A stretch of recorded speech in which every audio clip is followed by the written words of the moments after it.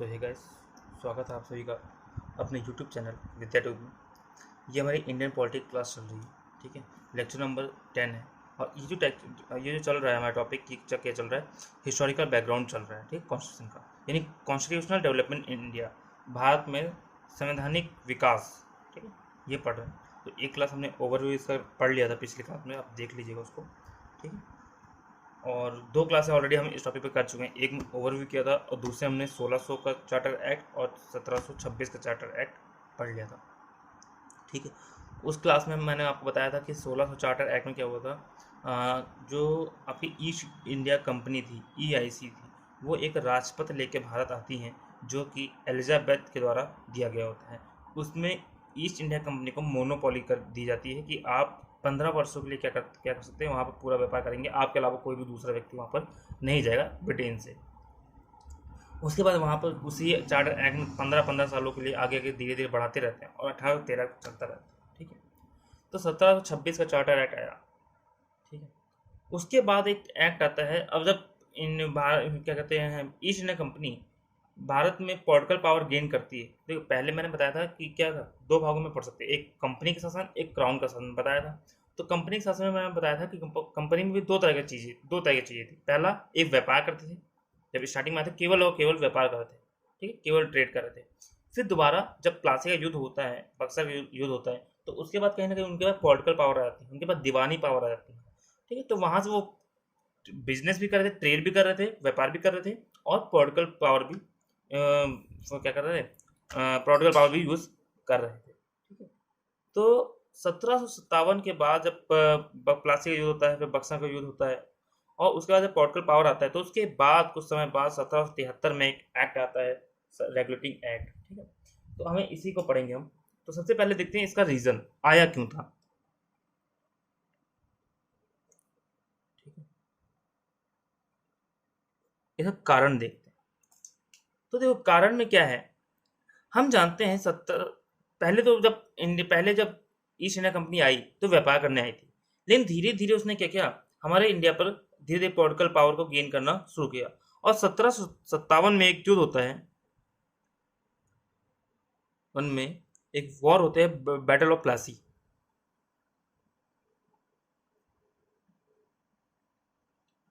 ठीक है। प्लासी का स्पेलिंग देख लीजिएगा, मेरी स्पेलिंग बहुत गलती होती है, चाहे हिंदी हो चाहे इंग्लिश, ठीक है। और राइटिंग तो है ही गंदी, है, उसके बारे में क्या ही कह सकते हैं, तो प्लीज़ उसके लिए मैं माफ़ी चाहूँगा, आप एक बार देख लीजिएगा, ठीक है। बाकी मैं बोल रहा हूँ तो आप उसे समझ सकते हैं, सुन सकते हैं। तो बैटल ऑफ प्लासी होता है 1757 में, ठीक है। यहाँ पे कौन जीतता है, EIC जीत जाते हैं, ठीक है। उसके बाद हमें पता है 1764 में, कुछ सालों बाद 1764 में होता है बक्सर का युद्ध, बैटल ऑफ बक्सर, ठीक है। अब ये दोनों युद्ध जो है वो हिस्ट्री में पढ़ते हैं, ठीक है। तो उसे जब मैं हिस्ट्री में पढ़ाऊंगा तो आपको अच्छे से बताऊंगा कि ये दोनों युद्ध में क्या हुआ था, क्यों हुआ था। अभी के लिए याद रखिए, 1757 में जो युद्ध हुआ था, वॉर हुआ था, ठीक है, वो कौन सा था, बैटल ऑफ प्लासी। प्लासी में कौन था, ईस्ट इंडिया कंपनी जीत गई थी, और बंगाल का जो नवाब था वो हार गया था। उसके बाद क्या होता है, बंगाल का नवाब भाग जाता है, ठीक है, वहाँ से मतलब वो अवध जाता है, अवध से फिर वहाँ पे एक बैटल ऑफ बक्सर होता है 1764 में। और 1764 में भी ईस्ट इंडिया कंपनी क्या होती है, जीत जाती है, ठीक है, जीत जाती है। और उसके बाद जब ये युद्ध जीतने के बाद 1765 में क्या होता है, इलाहाबाद ट्रीटी होती है, ठीक है, इलाहाबाद की संधि, संधि होती है, नहीं, ट्रीटी ऑफ इलाहाबाद। इलाहाबाद की ट्रीटी होती है, इसमें कई सारी चीज़ें कई सारी चीज़ें करी जाती है। और इसमें जो सबसे मेन चीज़ होती है ना, वो क्या होता है, इस ट्रीटी में सबसे मेन चीज़ जो निकल के आती है, वो क्या आती है, अंग्रेजों को 3 जगह दीवानी मिलती है, एक बिहार, उड़ीसा और बंगाल। इन 3 जगह के अंग्रेजों को क्या मिलता है, दीवानी। किसको मिलती है, ईस्ट इंडिया कंपनी को, ठीक है। अब देखो, अगर हम 1765 से पहले की बात करें तो युद्ध हुआ, ठीक है, कोई बात नहीं, जीत गए, अच्छी बात, ठीक है। लेकिन वहां पर केवल ट्रेड कर रहे थे, हिस्सों पर ज्यादा, वहां पर केवल ट्रेड चल रहा है, ये लोग कहीं दीवानी कहीं टैक्स कलेक्शन नहीं कर रहे थे। ठीक है।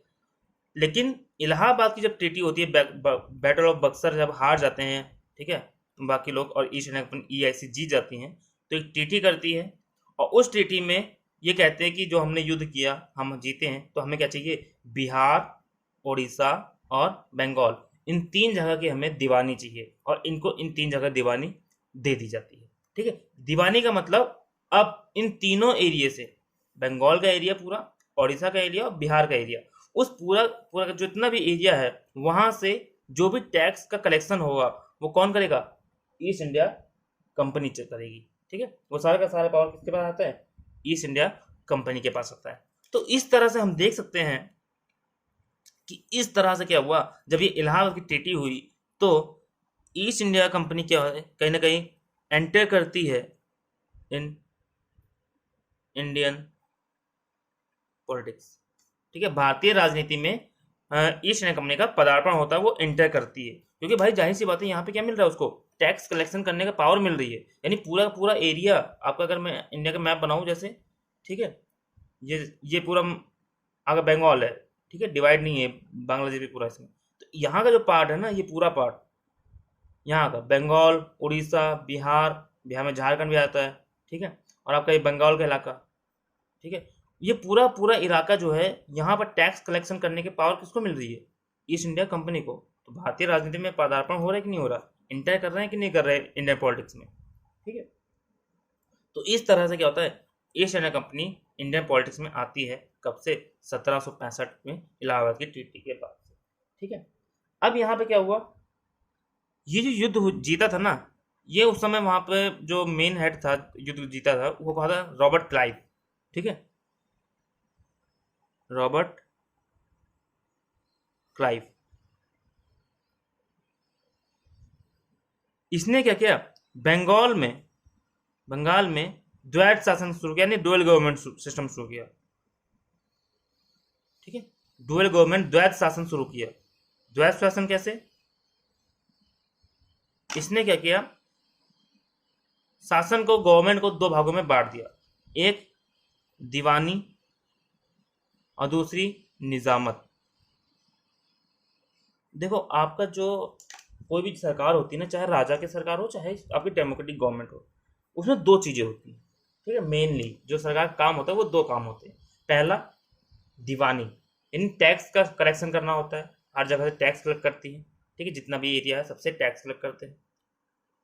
निजामत में बाकी सारे काम आ जाते हैं, जिसमें उस टैक्स से आपका रोड बनवाना, इंफ्रास्ट्रक्चर बनवाना, डेवलपमेंट करवाना, ठीक है, स्कूल खोलना, सारे के सारे काम बाकी निजामत में आ जाते हैं। ठीक है। तो ये दीवानी और निजामत, ये दो काम पहले क्या था, 1700 ये बक्सर के युद्ध से पहले बंगाल में ये सारा काम वहां के नवाब के पास था। ठीक है।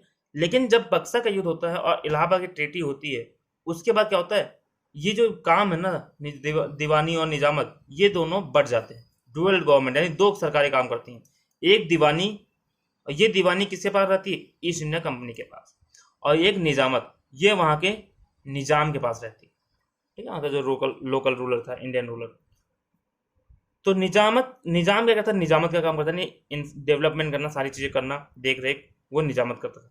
और ईस्ट इंडिया कंपनी क्या करती थी, दीवानी करती थी, टैक्स कलेक्शन करने का पावर सारा का सारा किसके पास चला गया, ईस्ट इंडिया कंपनी के पास। ठीक है, के पास। तो रॉबर्ट क्लाइव ने क्या किया, बंगाल में डुअल गवर्नमेंट शुरू किया, यानी द्वैत शासन शुरू किया, यानी कि दो गवर्नमेंट मिलकर के काम करेगी। ईस्ट इंडिया कंपनी क्या करेगी, दीवानी यानी कि आपका टैक्स कलेक्शन करेगी, और निजाम क्या करेगा, वो निजामत का काम करेगा। ठीक है, आया इसमें। लेकिन लेकिन क्या हुआ, ये चीजें वहां पे फेल हो गई। कैसे, देखो इसमें क्या हुआ, जो यहाँ के जो ईस्ट इंडिया कंपनी के जो ऑफिसर थे, ठीक है, जो यहाँ के जो अधिकारी थे, वो क्या करने लगे, करप्शन करने लगे, वो भ्रष्टाचार करने लगे। ठीक है, करप्शन करने लगे, वो अपनी जेबें भरने लगे। ठीक है। और इसी रीजन की वजह से क्या हुआ, कहीं ना कहीं आपका डुअल गवर्नमेंट फेल हो गया। ये डुअल गवर्नमेंट सिस्टम था, द्वैत शासन, ये क्या हो गया, वहां पर फेल हो गया। ठीक है। अपनी जेबें भरने लगे, करप्शन भरने करने लगे, मतलब कैसे करेगा करप्शन, ठीक है। तो इसको समझो। जैसे मान लीजिए अ, जैसे एक दुकान है, एक शॉप है, ठीक है, या एक मॉल है, आप कुछ भी मान लें। वहां पर आपका मॉल है, ठीक है, आपने 4 आदमी रख रखे हैं, आपने 4 वर्कर लग रखे हैं वहां पे हेल्प करने के लिए, सामान को बेचने के लिए।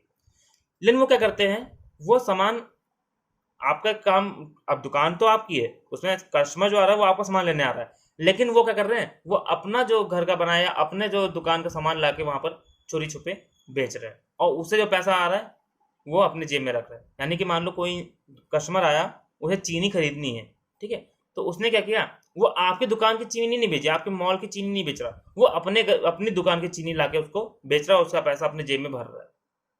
तो इससे क्या होगा, कहीं ना कहीं आपको नुकसान होगा, नहीं होगा भाई, आप तो सैलरी दे ही रहे हो और बदले में आपका सामान भी नहीं बिक रहा, ठीक है, करप्शन भी हो रहा है, उसकी जेब भर रही है, आपको प्रॉफिट हो नहीं रहा, ठीक है।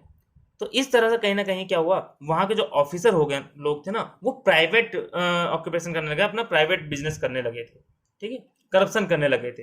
तो जिसकी वजह से वहां का डुअल गवर्नमेंट फेल हो गया, और जो ईस्ट इंडिया कंपनी थी उसको घाटा आ गया, बहुत ज्यादा घाटा, लॉस हुआ उसको, ठीक है। अब लॉस हुआ तो ईस्ट इंडिया कंपनी इस लॉस को भरने के लिए वो क्या कहे, वो गए ब्रिटेन के पास, वापस ब्रिटेन की जो गवर्नमेंट थी उस सरकार के पास गए, और वहां पे मांग करी लोन की, मांग करी किसकी, लोन की। उन्होंने कहा कि भैया एक काम करो, हम जो हमारी जो कंपनी है ना वो घाटे में चल रही है, और हमको लोन दे दो, ठीक है।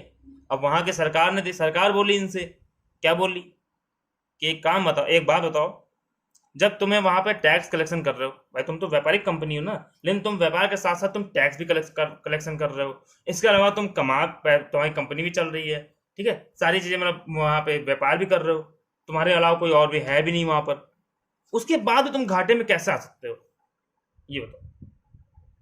मतलब कोई सेंस है इस चीज में, आपको टैक्स भी मिल रहा है, आप वहां पे पॉलिटिकल पावर भी इंजॉय कर रहे हो, आप टैक्स कलेक्शन कर रहे हो, आप क्या कहते हैं, आप मोनोपोली इंजॉय कर रहे हो, उसके बावजूद आप घाटे में हो, ठीक है। तो वहां के ब्रिटेन गवर्नमेंट ने ही कहा, तो क्या कहा, ठीक है लोन देगी, ठीक है, लेकिन उसके पहले, ठीक है, हम क्या करेंगे, कुछ जांच वांच करेंगे। तो यहाँ पे क्या किया, जब कंपनी को घाटा हुआ, कंपनी लोन लेने गई, तो जो ब्रिटिश गवर्नमेंट थी, ब्रिटेन गवर्नमेंट, ठीक है, उन्होंने क्या किया, जांच के आदेश दिए कि वहां पे क्या करवाई जाए, जांच करवाई जाए, इन्वेस्टिगेशन करवाई जाए कि ये जो घाटा हुआ है ये क्यों हुआ, क्या ये जो लोन लेने आ रहे हैं ये सही है लोन लेना, ऐसा तो नहीं कि वहां पे कुछ गलत चल रहा हो, ठीक है। भाई जाहिर सी बात, आप खुद सेंस लगाओ, आप आपका एक कोई इंसान है, ठीक है, वहां पे आपको टैक्स कलेक्शन भी कर रहा है, वो उसे टैक्स नहीं मिल रहा है, उसको क्या कहते हैं, अकेला मार्केट में, अकेला एक पार्ट प्लेयर है, उसके अलावा कोई प्लेयर नहीं दूसरा, ठीक है, तो क्यों उसको घाटा होगा, तो कहीं ना कहीं कुछ तो गड़बड़ होगी, कुछ तो दिक्कत होगी, ठीक है। तो उसकी जांच करने के लिए क्या बनाई गई, एक कमेटी बनाई गई, और वो कमेटी की जो ये जो जांच की थी ना, एक गुप्त समिति ने करी थी जांच, ठीक है, गुप्त समिति, यानी कि एक बहुत सीक्रेट कमेटी बनाई गई, लॉर्ड नॉर्थ, लॉर्ड नॉर्थ, ठीक है, लॉर्ड नॉर्थ की गुप्त समिति थी ये, और इसने क्या किया, जांच करी, और जांच करने में सारी अपनी रिपोर्ट दी, और इसी रिपोर्ट के आधार पर जब इन्होंने जांच करके दिखाया, जांच में बताया कि हाँ ये दिक्कतें चल रही हैं, यहाँ पर लोग करप्शन कर रहे हैं, बाकी सारी चीजें चल रही हैं, इस जांच हुई, समिति ने रिपोर्ट समझी, सौंपी, सीक्रेट रिपोर्ट अपनी सौंपी, ठीक है। तो उसके बाद क्या हुआ, 1773 में क्या करा गया, रेगुलेटिंग एक्ट पारित किया गया, ठीक है, क्या किया गया, रेगुलेटिंग एक्ट पारित किया गया, ओके। इसीलिए कहा जा रहा है रेगुलेटिंग एक्ट, रेगुलेट करना मतलब नियंत्रित करना, यहाँ पे कंपनी क्या हो रही है, यहाँ करप्शन हो रहा है, ठीक है, करप्शन हो रहा है, क्यों हो रहा है, क्योंकि कहीं ना कहीं कंपनी को रेगुलेट नहीं किया जा रहा है, कंपनी को नियंत्रित नहीं किया जा रहा है, वहां के ऑफिसर को नियंत्रित करने की जरूरत है, तभी ये घाटा खत्म होगा, तभी ये करप्शन खत्म होगा, ठीक है। तो जांच कराई गई, जांच में पता चला कि हाँ वहां के जो लोग हैं, जो ऑफिसर्स हैं, वो करप्शन कर रहे हैं, इसीलिए वहां पे घाटा हो रहा है, इसीलिए उनको लोन की जरूरत है, ठीक है। तो इसीलिए क्या किया गया, जब उस जांच कमेटी ने, सीक्रेट कमेटी ने, लॉर्ड नॉर्थ सीक्रेट कमेटी ने अपना रिपोर्ट सौंपी, तो उसके बाद क्या हुआ, उसे एक एक्ट बनाया गया उसी रिपोर्ट के आधार पर, और उसी एक्ट को कहा जाता है रेगुलेटिंग एक्ट। तो आई बस में ये हो गया रीजन आपका, कारण क्यों ये एक्ट लेके आया गया। ठीक है, तो पॉलिटिकल पावर गेन किया, दीवानी हुई, दीवानी द्वैध शासन लगाया, द्वैध शासन फेल हो गया, क्यों, करके करप्शन हो रहा था, लोग प्राइवेट बिजनेस करने लगे थे। ठीक है, EIC एंटर कर इंडियन पॉलिटिक्स में इसी समय। तो जब अब पहले व्यापार पॉलिटिक्स में आ गया, तो कहने का शासन प्रशासन आ गया, तो रेगुलेट करने के लिए, जब करप्शन हो रहा था, घाटे में जा रही थी, तो उसको रेगुलेट करने के लिए रेगुलेटिंग एक्ट बनाया गया। ठीक है, अब बात करते हैं इस रेगुलेटिंग एक्ट का फीचर्स। ठीक है, या रेगुलेटिंग एक्ट में कहा क्या गया था, क्या क्या चीजें मेन थी इसमें। ओके,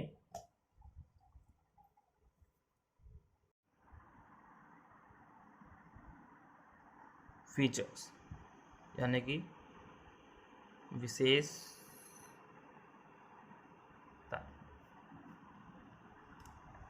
रेगुलेटिंग एक्ट की विशेषताएं, क्या क्या मेन इसमें पॉइंट थे, वो हमें समझने की जरूरत है। ठीक है, तो लॉर्ड नॉर्थ की समिति के आधार पर जो रिपोर्ट सौंपी गई, उस रिपोर्ट के आधार पर एक एक्ट बनाया गया 1773 का रेगुलेटिंग एक्ट। ठीक है, इस रेगुलेटिंग एक्ट में कई सारे पॉइंट लिखे गए थे, मेन बहुत सारी चीजें हैं ना, 5 सबसे मुख्य चीजें हैं जो आपके पढ़नी है। ठीक है, पहला क्या है, देखो एक चीज समझो, पहले इसको समझने से पहले एक चीज यहाँ पे हो, जैसा इंडिया का कॉन्टेक्स्ट देखो कि इंडिया में उस समय हो क्या रहा है। ठीक है, ये हो गया आपका इंडिया का, ठीक है, मैप। यहां पे आपका बंगाल है,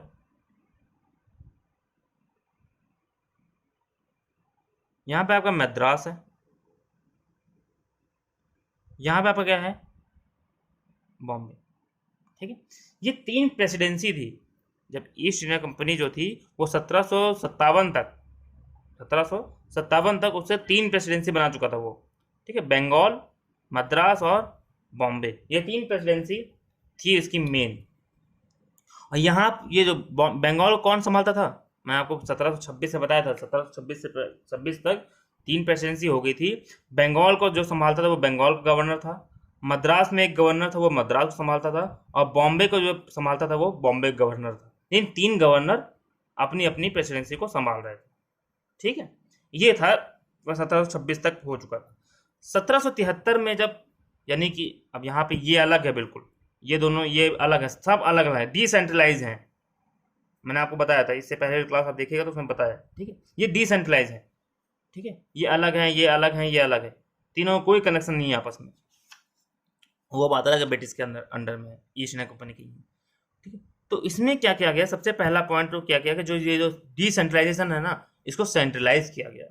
इसमें क्या किया,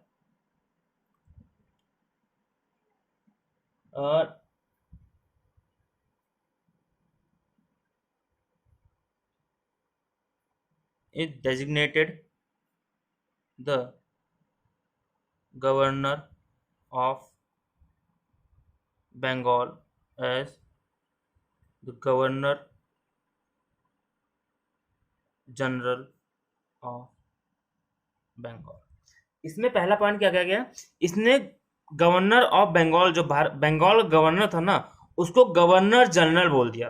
ठीक है, यानी कि जो गवर्नर ऑफ बंगाल है वो अब क्या बन गया, आपका governor general of Bengal. Okay, governor, यहाँ का गवर्नर जो पहले गवर्नर था केवल, ठीक है, अब उसे गवर्नर जनरल बना दिया गया। ठीक है, और इस गवर्नर जनरल के अंदर, यानी बंगाल के अंडर में, इन दोनों प्रेसिडेंसी को कर दिया गया। ठीक है, दूसरा पॉइंट क्या है, Bombay and Madras presidency became subordinate of Bengal presidency. ठीक है, यानी कि ये जो हो गया मेन आपका हो गया, और इसके नीचे आपका बॉम्बे और मद्रास। ठीक है, बॉम्बे और मद्रास, ये प्रेसिडेंसी इसकी सबऑर्डिनेट हो गई। ठीक है, तो 2 पॉइंट है मेन, गवर्नर जो बंगाल का गवर्नर था उसको गवर्नर जनरल बना दिया बंगाल का, और जो मद्रास और बॉम्बे की जो प्रेसिडेंसी थी उसको सबऑर्डिनेट कर दिया गया किसके अंडर, बंगाल के अंदर। यानी बंगाल सबसे ऊपर, बंगाल है मेन, उसके अंडर में काम करेंगे दोनों, कौन, आपका बॉम्बे और मद्रास, उसके अंडर में काम करेंगे। ठीक है, आइए इसमें। और इसमें जो पहला गवर्नर जनरल बना वो कौन था, वॉरेन हेस्टिंग, वॉरेन हेस्टिंग। ठीक है, वॉरेन हेस्टिंग था ये उस समय, दरअसल ये जो था वॉरेन हेस्टिंग, ये उस समय बंगाल का गवर्नर था। ठीक है, तो बंगाल का गवर्नर, आखिरी गवर्नर कौन था, वॉरेन हेस्टिंग, और इसी को बाद में गवर्नर जनरल बना दिया गया। तो बंगाल का पहला गवर्नर जनरल भी कौन था, वॉरेन हेस्टिंग।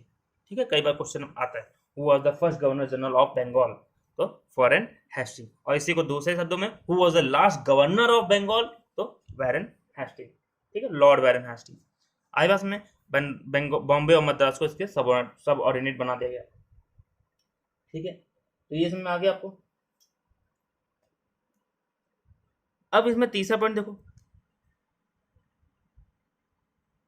ये जो बंगाल का जो गवर्नर जनरल है ना, बंगाल का गवर्नर जनरल, इसको इसकी हेल्प करने के लिए 4 मेंबर की काउंसिल बना दी गई, 4 मेंबर काउंसिल बना दी गई। ठीक है भाई, गवर्नर जनरल है, वो इनका भी काम देखेगा, बंगाल का भी काम देखेगा, सारे काम देखेगा, तो उसको अकेला तो कर नहीं पाएगा, और तो कोई हेल्प करने के लिए होना चाहिए। ठीक है, तो इन्होंने क्या किया, 4 मेंबर की एक काउंसिल बना दी। ठीक है, यानी कि आपका एक तो गवर्नर जनरल हो गया, प्लस में ये 4 हो गए क्या आपके काउंसिल, यही पूरे मिलकर अपना बंगाल को, अपना मद्रास और उसको संभालेंगे। ठीक है, तो इसमें काउंसिल बना दी गई। ठीक है, आइए समझे। तो इससे इसका क्या मतलब हुआ, काउंसिल बनाने का क्या मतलब हुआ, इसका मतलब हुआ कहीं ना कहीं अब एग्जीक्यूटिव का क्रिएशन हुआ। ठीक है, परिणाम इसका क्या निकला, यहाँ से आपका एग्जीक्यूटिव निकला। भाई गवर्नर जनरल कोई नियम बना रहा है, कानून बना रहा है, विधि बना रहा है, ये 4 मेंबर उसको सलाह भी दे रहे हैं, और चारों मेंबर इसको लागू करने के लिए भी काम कर रहे हैं, एग्जीक्यूट करवा रहे हैं। ठीक है, तो यहाँ पर आपका एग्जीक्यूटिव का कॉन्सेप्ट निकल के आया सामने। तो बात समझ में आ गई। तो बंगाल के गवर्नर जनरल की हेल्प करने के लिए, उसको असिस्ट करने के लिए 4 मेंबर की एक काउंसिल बनाई गई। ठीक है, जिससे क्या हुआ, इसका परिणाम क्या निकला, रिजल्ट क्या निकला, कि यहाँ से एग्जीक्यूटिव का क्रिएशन हुआ। ओके, कार्यपालिका का उदय हुआ। अच्छा, और देखो, ये इसका समझ लेते हैं, ये काउंसिल मेंबर का, यहाँ पे जो भी डिसीजन लेंगे ना, यहाँ पे जो भी डिसीजन लेंगे ये, वो बहुमत के आधार पर, मेजोरिटी के आधार पर।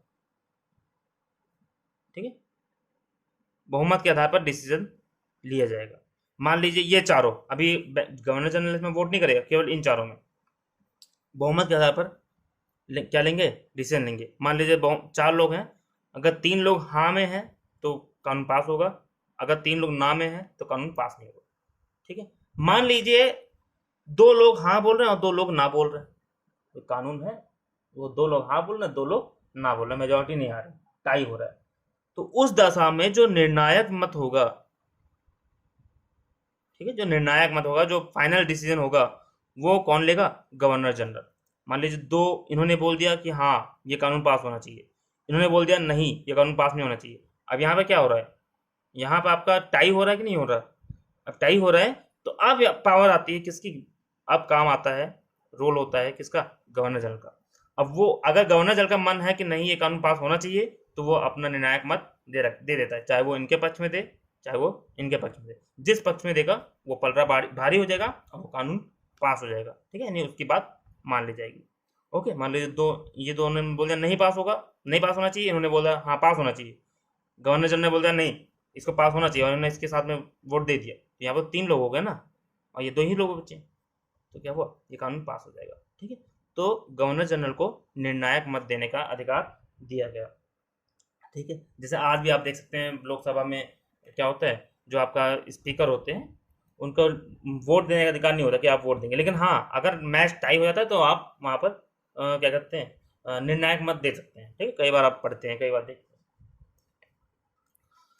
और यहाँ पे इनको वीटो नहीं दिया गया, लेकिन ठीक है, यहाँ पे वीटो नहीं दिया गया कि आप वीटो लगा दे। मान लीजिए तीन लोग बोल दिए हाँ पास होना चाहिए, और ये कह रहे नहीं पास होना, ले वीटो लगा दे, काम खत्म, मरो। ऐसा नहीं होगा, वीटो नहीं था इनके पास, ठीक है, वीटो नहीं था, केवल अपने न्याय मत दे सकते थे। ओके, तो ये बात आपको समझ में आ गई। अब बढ़ते हैं हम आगे। अगला पॉइंट क्या है, फोर्थ पॉइंट,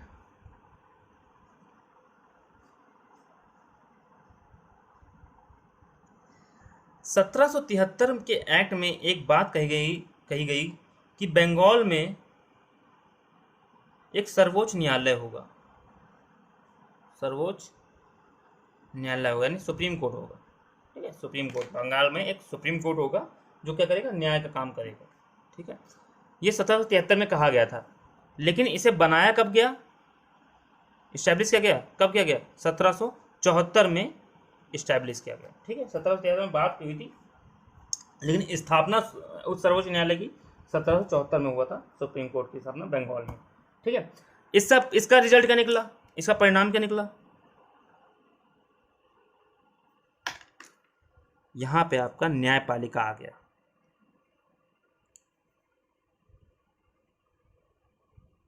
ठीक है। यहाँ पर आपका जुडिशरी का ओरिजिन हुआ, जुडिशरी का एमरजेंस हुआ।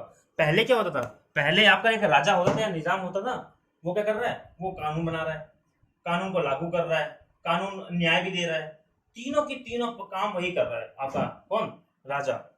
लेकिन इस एक्ट में आप देखो क्या हो रहा है, कानून बना कोई और रहा है, कानून को एग्जीक्यूटिव काउंसिल करवा रही है, जुडिशरी बन रही है, न्यायपालिका आ रहा है, तो क्या हो रहा है आपका, कार्यपालिका का उदय हो रहा है, न्यायपालिका का उदय हो रहा है, ठीक है। तो इस तरह से आपका क्या हो रहा है, कहीं ना कहीं चीजें मतलब डेवलप हो रही हैं, ठीक है।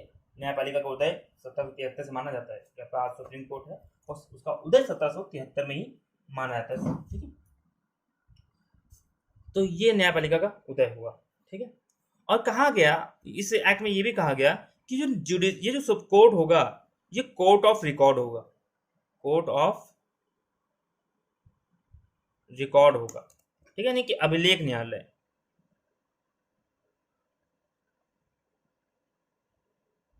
ठीक, क्या होगा, अभिलेख न्यायालय।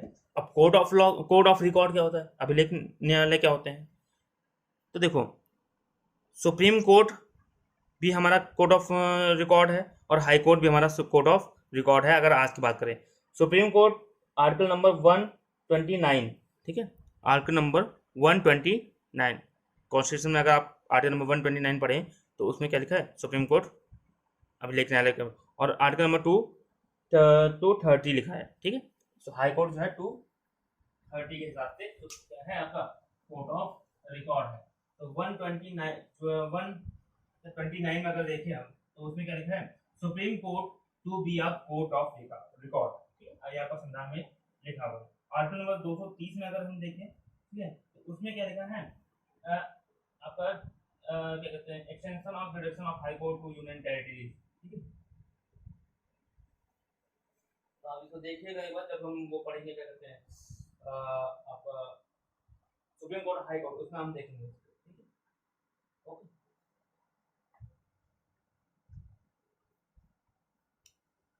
तो सुप्रीम कोर्ट और हाई कोर्ट भी हमारा कोर्ट ऑफ रिकॉर्ड है।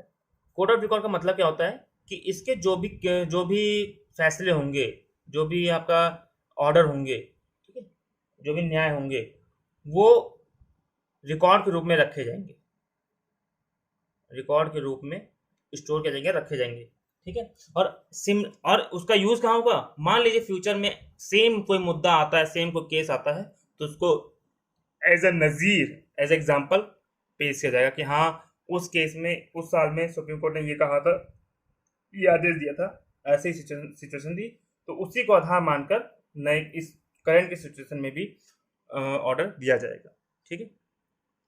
तो कोड ऑफ रिकॉर्ड का मतलब यही होता है कि यहाँ उसका जो जो क्या कहते हैं रिकॉर्ड्स हैं, जो भी ऑर्डर दिया है, जो भी न्याय दिया है, उसको सहेज के रखा जाएगा, ठीक है। और उसको बाद के केसेस में फ्यूचर में जो भी सेम केस आता है वैसा ही, तो उसको एज अ नज़ीर पेश किया जाएगा, ठीक है। इसके अलावा अगर कोई इन ऑर्डर का अवमानना करता है, इस ऑर्डर को फॉलो नहीं करता, अवमानना करता है, तो उसको दंड भी दिया जाएगा, ठीक है। यही क्या होता है कोर्ट ऑफ रिकॉर्ड होता है। ओके, इसमें क्या किया गया, इस कोड ऑफ रिकॉर्ड में एक चीफ जस्टिस बनाया गया, ठीक है, और इसके सहायता के लिए 3 अन्य जस्टिस बनाए गए, ठीक है, 3 अदर जजेस। तो एक चीफ जस्टिस और 3 इनकी सहायता के लिए 3 अदर अन्य न्यायाधीश नियुक्त किए गए। और पहली जो चीफ जस्टिस थी, ठीक है, वो थी एलिजा एम्पे, ठीक है, एलिजा एम्पे। ओके, ये पहली हमारी चीफ जस्टिस थी जो यहाँ पर सुप्रीम कोर्ट या सर्वोच्च न्यायालय बनाया गया था। ओके, तो 1773 में क्या है, सुप्रीम कोर्ट इस्टेब्लिश करने की बात करेगी, और वो इस्टेब्लिश हुआ था 1774 में। ये कोर्ट ऑफ रिकॉर्ड होगा। कोर्ट ऑफ रिकॉर्ड क्या होता है मैं बता दिया, जैसे कि हमारा सुप्रीम कोर्ट और हाई कोर्ट भी है, आर्टिकल नंबर 129 और 230, जिसके आधार पर यहाँ पे जो न्याय होंगे उनसे रिकॉर्ड के रूप में रखा जाएगा। आने वाले समय में अगर कोई भी केस, सिमिलर केस ऐसा ही आता है तो उसको एज अ नजीर पेश किया जाएगा, ठीक है। एज अ नजीर मतलब एज एग्जाम्पल, कि मान लीजिए आज से 10 साल आज कोई केस हुआ, ठीक है, किसी ने कत्ल कर दिया और उसको 7 साल की सजा हुई, तो आने वाले अगर 10 साल बाद, ठीक है, कोई दूसरा व्यक्ति कोई सेम सिचुएशन में, सेम चीज में कत्ल करता है सेम तरीके से, ठीक है, तो आज का जो न्याय दिया गया था उसको एज अ नजीर, एज एग्जाम्पल पेश कराएगा कि हाँ देखो उस केस में 7 साल की सजा हुई थी, सब कुछ ऐसे था, सारी सिचुएशन ऐसी थी, तो यहाँ पर भी 7 साल की सजा दी जाएगी, ठीक है, एज ए नजीर पेश किया जाएगा। और अगर इस कोर्ट का कोई जो न्याय दिया है अगर इसकी अवमानना करता है कोई, तो उसको दंड भी दिया जाता है। यही होता है कोर्ट ऑफ रिकॉर्ड। ओके, मैं बता दिया, इसमें एक जस्टिस बनाया गया, मेन जस्टिस, चीफ जस्टिस, और इसके सहायता के लिए, उसके हेल्प के लिए, असिस्टेंस के लिए 3 अदर जस्टिस बनाए गए, और वो 3 अदर जस्टिस अलग, ठीक है, ठीक है। और जो पहला मेन जस्टिस है उसका सबसे पहला जो थे वो थी एलिजा एम्पे, ठीक है, एलिजा एम्पे। आया समझ? तो ये आपका चौथा पॉइंट हो गया। अब बढ़ते हैं हम आगे। अब आखिरी पॉइंट आ जाता है इसका, 5वां या 6वां पॉइंट है, देख लीजिएगा, ठीक है, 4th या 5th पॉइंट है मे बी। यहां पे क्या किया गया, कंपनी का जो कंट्रोल था, कंपनी पर जो कंट्रोल था उसको और ज्यादा मजबूत किया गया, ठीक है, स्ट्रेंथन द कंट्रोल और कंपनी पे जो कंट्रोल था, नियंत्रण था, उसको और ज़्यादा मजबूत किया गया, ठीक है। नहीं कि अब देखो ये जो कंपनी थी ना, ईस्ट इंडिया कंपनी, इसको कौन चला रहा, कौन कंट्रोल कर रहा था, तो कोर्ट ऑफ डायरेक्टर, ठीक है, कोर्ट ऑफ डायरेक्टर, ये क्या कर रहे थे, उस कंपनी को चला रहे थे, इसको और ज़्यादा मजबूत किया गया, ठीक है, करप्शन ना हो, ठीक है, तो इसको और ज़्यादा मजबूत है। कोर्ट ऑफ डायरेक्टर में 24 सदस्य होते थे। इनके जो चुनाव था ना, उसको प्रक्रिया को थोड़ा चेंज किया गया, ठीक है।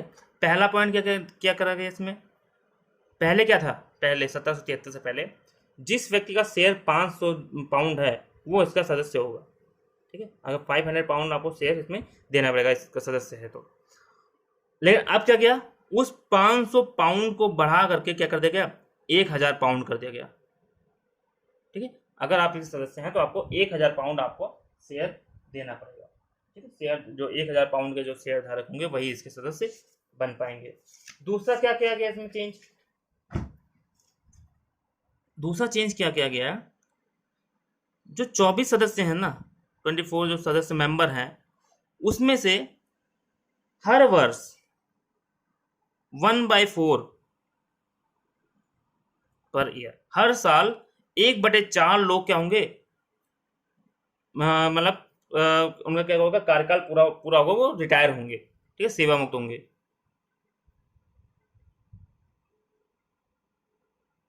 ठीक है। यानी हर साल क्या होंगे,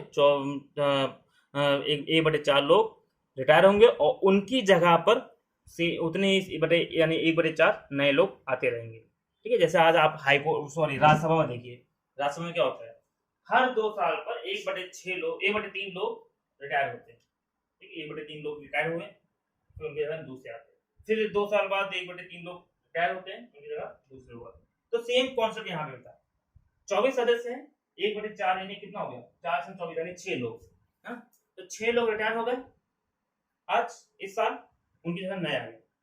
ठीक है, अब बाकी लोगों में फिर अगले साल जो बाकी लोग थे उसमें से 1/4 डिवाइड अलग हो गए जो पुराने होंगे और नए लोग उनकी जगह लेंगे। तो इससे क्या होगा, आपकी जो कोड ऑफ डायरेक्टर होंगे लगातार चलते रहेंगे। ठीक है, उसको कभी सस्पेंड नहीं रहेगा। ठीक है, तो ये बात समझ में आ गई। 24 सदस्यों में 1/4 लोग हर साल रिटायर होंगे। और क्या किया गया, जो ये जो सदस्य हैं ना, जो मेंबर हैं, इनका जो टेन्योर है पहले 1 साल था, 1 ईयर था, उसको बढ़ा करके 4 साल कर दिया गया। ठीक है, उसको क्या कर दिया गया, बढ़ा करके 4 साल कर दिया गया। यानी कि हम अब पहले क्या होता, हर मेंबर का जो टेन्योर होता था वो 1 साल होता था, अब हर मेंबर का जो टेन्योर है वो 4 साल कर दिया गया। ओके, तो इस तरह से ये चीजें कंट्रोल करेगी। और इसके अलावा छठा पॉइंट अगर देखें, ये तो स्ट्रेंथ किया गया कंट्रोल ऑफ पावर को। अगला पॉइंट अगर देखें तो इसमें क्या किया गया, ये जो कंपनी के जो ऑफिसर होते थे, कंपनी के जो ऑफिसर होते थे जो इंडिया में थे ईस्ट इंडिया कंपनी के, उनको मना कर दिया गया कि आप किसी से भी उपहार नहीं लेंगे। ठीक है, आप किसी से रिश्वत नहीं लेंगे, आप अपना प्राइवेट बिजनेस नहीं करेंगे। ठीक है भाई, करप्शन हो रहा था। करप्शन क्यों हो रहा, क्योंकि लोग रिश्वत ले रहे थे, लोग क्या कर रहे थे, अपना प्राइवेट बिजनेस कर रहे थे, लोग क्या कर रहे थे, उपहार ले रहे थे, इसी वजह से करप्शन हो रहा था, इन्हें अपने जेबे भर रहे।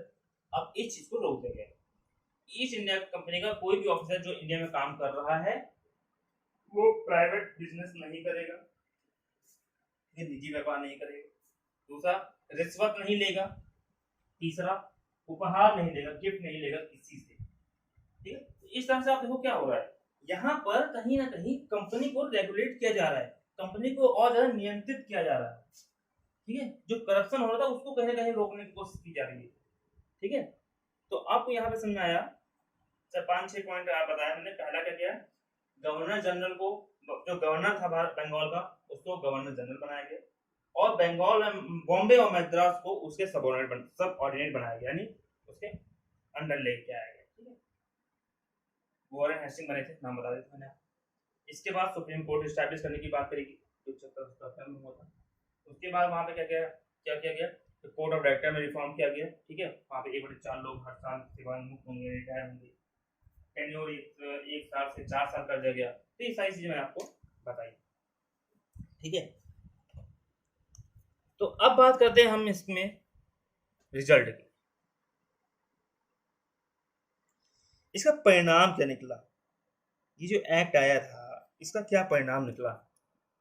देखो इसका परिणाम क्या निकला। पहला, अगर आप पिछली क्लास आपने देखी है और उसको सही से समझा है तो उसमें मैंने एक वर्ड यूज किया था डिसेंट्रलाइजेशन, यानी विकेंद्रीकरण।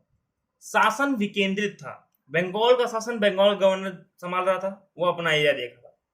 ठीक है, बॉम्बे का शासन बॉम्बे देख रहा था, मद्रास का शासन मद्रास वाला देख रहा था, कोई एक दूसरे में खिचड़ी नहीं पकड़ी, सब अलग अलग थे। ठीक है, सब अलग अलग डिसेंट्रलाइजेशन हो रहा था, बंगाल वाला बंगाल का देख रहा, बॉम्बे वाला बॉम्बे को, मद्रास वाला मद्रास को।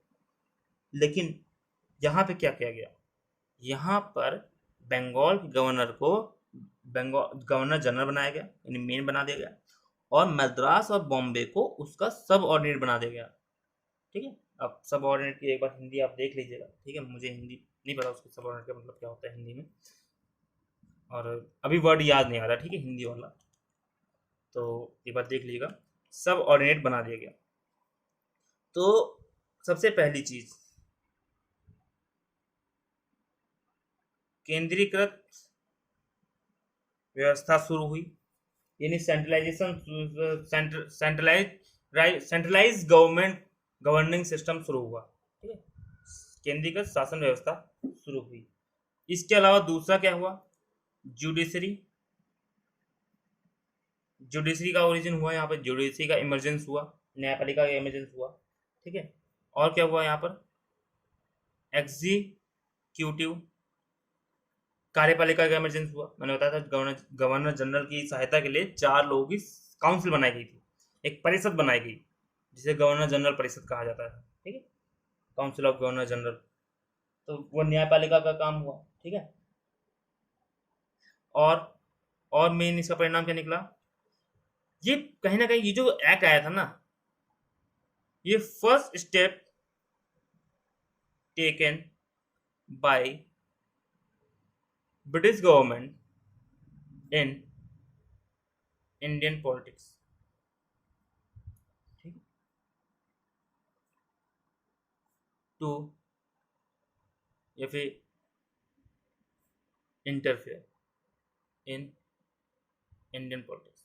ठीक है, ये जो एक्ट था ये कहीं ना कहीं फर्स्ट स्टेप था। This act was the first step taken by British government to interfere in Indian politics.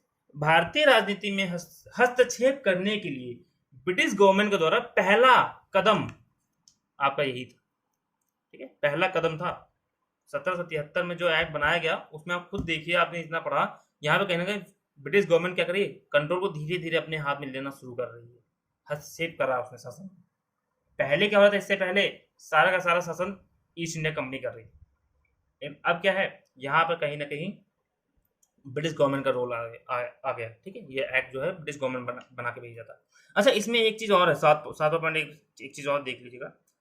यहाँ पे ये भी चीज का मेंशन किया गया कि जो कंपनी की, जो ईस्ट इंडिया कंपनी है, ठीक है, जो ईस्ट इंडिया कंपनी है जो भारत में शासन काम कर रही है, ये ब्रिटिश गवर्नमेंट को समय समय पर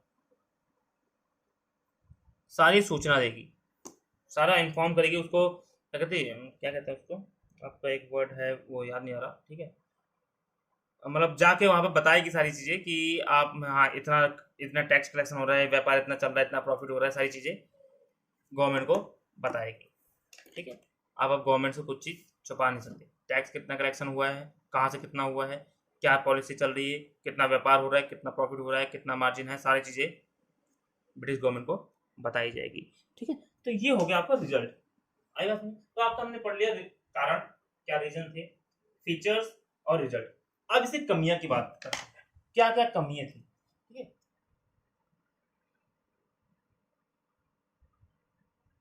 कमियां, वीकनेस, क्या क्या कमियां थी यहाँ पर।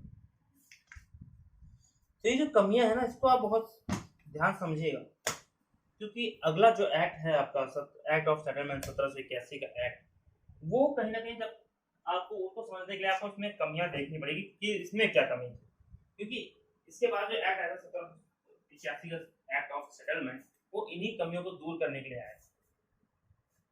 ठीक है, तो एक चीज देखिए, यहाँ पे दो चीजें, एक गवर्नर जनरल प्लस उसके 4 लोग ये हैं, और एक आपका न्यायपालिका यानी कि जुडिशरी, ये 2 लोग। ठीक है, तो इसका काम क्या था, टैक्स कलेक्शन और न्याय करना, ये भी काम करता था। ठीक है, ये न्याय भी करता था और राजस्व का भी काम देखता था। जुडिशरी का काम क्या था, न्याय करना और क्या करना, जो भी केस आते हैं उस केस को देखना। ठीक है, इसका काम ये भी था कि भारत के जो भी रीति रिवाज हैं, धार्मिक रीति रिवाज, ठीक है, उनके मामले को भी न्यायपालिका देखता था। अब देखो एक चीज देखो, यहाँ कहीं ना कहीं दोनों लोग एक दूसरे काम में इंटरफेयर करने लगे। भाई न्यायपालिका तो न्याय कर ही रहा है, गवर्नर जनरल भी न्याय कर रहा है। ठीक है, यानी कि ये इनके काम में इंटरफेयर कर रहे हैं और ये इनके काम में इंटरफेयर कर रहे हैं। ये क्या हो रहा है, न्याय ये भी करने का इनके पास भी अधिकार है, इनके पास भी न्याय करने का अधिकार है। ठीक, तो कहीं ना कहीं मिसअंडरस्टैंडिंग हो रही है कि नहीं हो रही, कंफ्यूजन हो रहा है कि नहीं हो रहा है। ठीक है, ये इनके काम में इंटरफेयर कर रहे हैं, ये इनके काम में इंटरफेयर कर रहे हैं। ठीक है, और क्या होता था उस समय, ये जो न्यायपालिका जो न्याय करती थी, ये लोग जो न्याय करते थे, वो भारत के रीति रिवाजों के बारे में सोचते ही नहीं थे कि भारत के रीति रिवाज क्या कह रहे हैं, कैसे धार्मिक मान्यताएं क्या हैं, उसको बिना उनको अनदेखा करके ऐसे न्याय देते थे। ठीक है, तो ये सारी जो यही जो मैंने आपको ये जो पॉइंट बताया, ठीक है, ये जो कॉन्सेप्ट है, यही सबसे बड़ी कमी थी